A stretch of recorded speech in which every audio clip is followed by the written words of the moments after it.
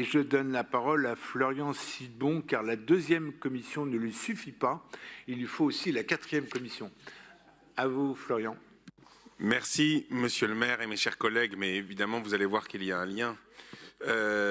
Et cher Jean-Luc, mes chers collègues, je voudrais donc attirer votre attention effectivement sur cette délibération, car pour lutter contre les discriminations, on vient d'en parler, il y a le plan parisien de lutte contre les racismes et l'antisémitisme. On compte en large mesure sur les mesures de formation, d'éducation, de sensibilisation, en un mot sur la parole, l'analyse, le logos, mais show, don't tell, parfois il est bon, comme le veut la technique narrative bien connue, de passer par autre chose que l'analyse rationnelle pour faire comprendre ce qui peut faire mal dans les discriminations, ce qui est important et fragile à préserver dans les relations interpersonnelles, des petites broutilles comme le respect, la dignité, mais aussi la rencontre, le partage. Et c'est précisément ce qu'entend faire le festival Paris Ciné contre les discris, dont la 3e édition a eu lieu cette année, du 1er au 9 octobre, et qui rencontre un grand succès.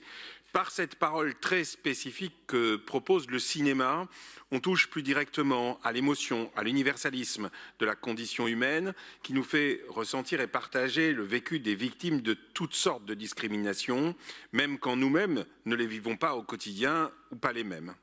La richesse de la programmation permet aussi de faire dialoguer les expériences, de croiser les discriminations et de mettre en valeur cette épaisseur intersectionnelle.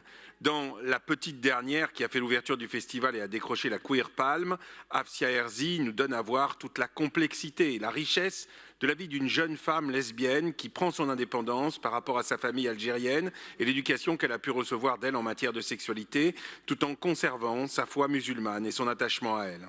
Origine, religion, orientation sexuelle se croisent et se complètent de manière dynamique malgré les tensions. C'est dans cette négociation d'identité entrecroisée multiple que se révèle la petite musique propre à l'héroïne et à son histoire, comme c'est le cas pour chacun et chacune d'entre nous. Les discriminations viennent accentuer les aspérités, créer des hiérarchies, des oppositions et des tabous au sein même des personnes et des familles, comme elles le font avec la société elle-même. Pour retisser du lien et penser les blessures qu'elles causent, il faut certes l'éducation populaire, la sensibilisation, le logos, mais il faut aussi la grammaire de l'émotion, et celle-là, c'est bien le cinéma qui peut l'apporter. Merci beaucoup.